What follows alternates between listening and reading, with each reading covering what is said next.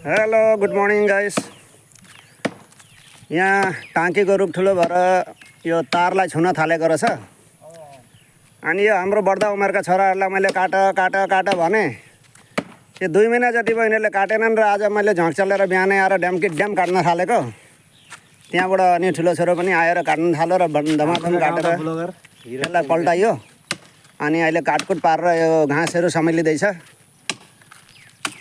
अनि सोल्टी यो काटेको ठिकै हो नि, काट्नुपर्छ नि होइन?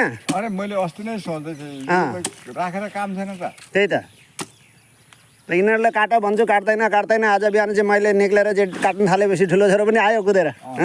अनि डाङडुङ काटियो र अनि घाँस भयो। अब घाँस थुप्रो छ, सुक्छ अलिकति। यहाँ सोल्टीलाई पनि एक अँगालो जति दे, गाईलाई हुन्छ। यो फुटाउनु त सक्ने होइन यो टुकटुक टुकटुक चिर्नुपर्छ, सकिन्छ। हो त्यस्तो।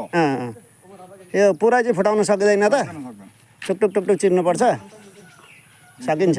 किम्बु र यो त बिल्कुल फुटाउनु सक्दैन। हजुर हजुर साह्रो हुन्छ नि। म अघि सोच्दै थिएँ, मैले एकबार भनेको पनि थियो के टाँकी काटेको भनेर, नभए म दाउली दिन्थेँ नि, ठुलो दाउली पनि थियो काट्नुको लागि। हुन्छ भइहाल्यो, काटिहाल्यो अब त। राम्रै गऱ्यो। म अस्तिबाट मलाई यो राख्नु मन थिएन। हुन त तपाईँहरूको न्याममा चाहिन्छ, सबैलाई चाहिन्छ नि त। गर्दाखेरि हाम्रो चाहिँ चाहिँदैन। उहाँ यो लङ्का बस्तीमा नभएर हाम्रो घरमा लिन जान्छ सबै मान्छेहरू टाँके टपराको लागि। टपराको लागि कति 32 वटा कतिवटाको टपरा बनाउनु पर्छ। काटिदिएको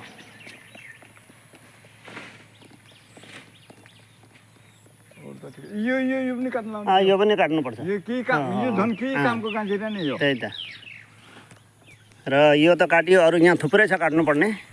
यो तारमा लाग्छ, यो सबै काट्नुपर्छ। यहाँ ऊ त कुना त काट्नुपर्छ सिमाना त। त्यो छतिवन उताको पर्छ होला। त्यो उताको पर्छ। त यसमा त कभर छ, यसमा फटे लाग्दैन यो तारमा। अहिले केबल उयो भयो नि त।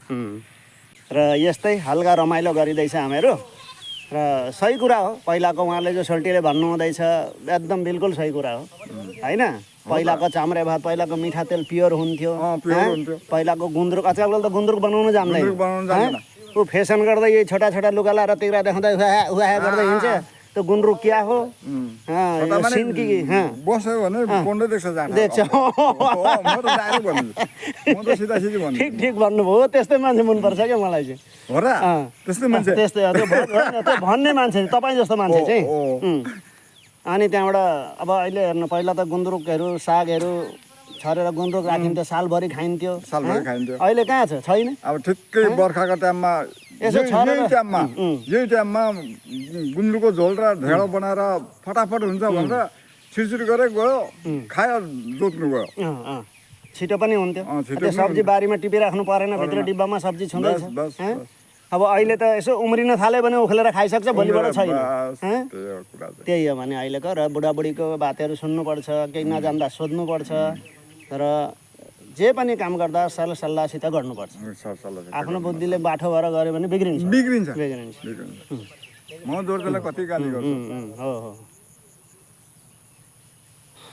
ल त सोल्टी, फेरि भेटौँला आज यतिमा है। हुन्छ हुन्छ। के डुम्री? उयो चन्दन। चन्दन। पोहोर पाल थियो यहाँ, मलाई भन्दै थियो ल्याइदिन्छु भनेर ल्याइदिएन। अच्छा अच्छा। अहिले चन्दनको पुली चाहिँ मैले सेतो चन्दन चाहिँदैन, मलाई रातो चन्दन चाहिँ चाहिन्छ भनेर भनेको थिएँ। मैले ल्याइदिन्छु भनेर भनेको थिएँ। हिजो चाहिँ आउटगाउँको पुली दुइटा लिएँ। हजुर हजुर। त्यहाँबाट तेल लगाएँ, एउटा जोडे गर्नु पऱ्यो, एउटा यहाँ राखेको थियो, बुहारलाई लगाएँ भनेको थियो, लगायो कि लगाएन कि खाएँ। चन्दनको पुली चाहिँ चन्दन चाहिँ रोप्नु पर्ने हो नि त। अब त्यो त चाहिन्छ नि त। चाहिन्छ। त्यो मर्दा पनि चाहियो, पर्दा पनि चाहियो। गन छारे जस्तो माने उयो के अरे एक तरिका के गाछ भन्छ नि उयो।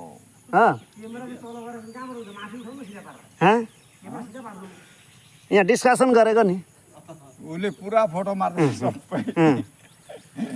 अनि हाम्रो यहाँ कुमार भान्जा चाहिँ यता बस्नु भएको छ बिहान उठेर। हाम्रो यहाँ अब यही 2-3वटा घर छ, यस्तै हो। अब मिलेर बसिएको छ, यता पढ्दा उता, उता पढ्दा यता, यस्तै हो अब जिन्दगी।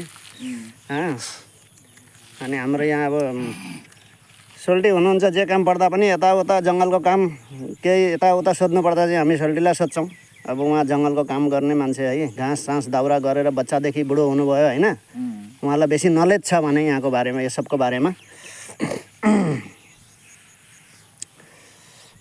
चन्दनको पुली चाहिँ पायो भने म तपाईँलाई पनि ल्याइदिन्छु। लिएर आउनु।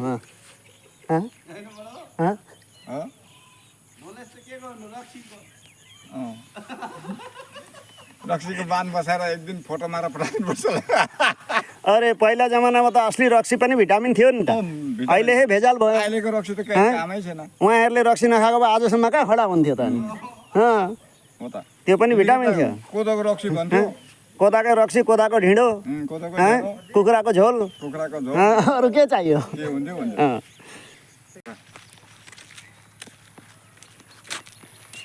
त्यत्रो घाँस त खाएर त सक्दैन। त्यही त। अनि यो तारमा लाग्न आँटो भने सबैले होस गरेर काटिहाल्नु। हाम्रो केटाहरूले नकाटेर आज बल्ल बल्ल काटियो, नभए कारेन्ट सर्ट मार्छ, बस्तीको ठाउँ हो, बच्चाहरूलाई कारेन्ट लाग्छ, होस गर्नुपर्छ यो सब चिजमा।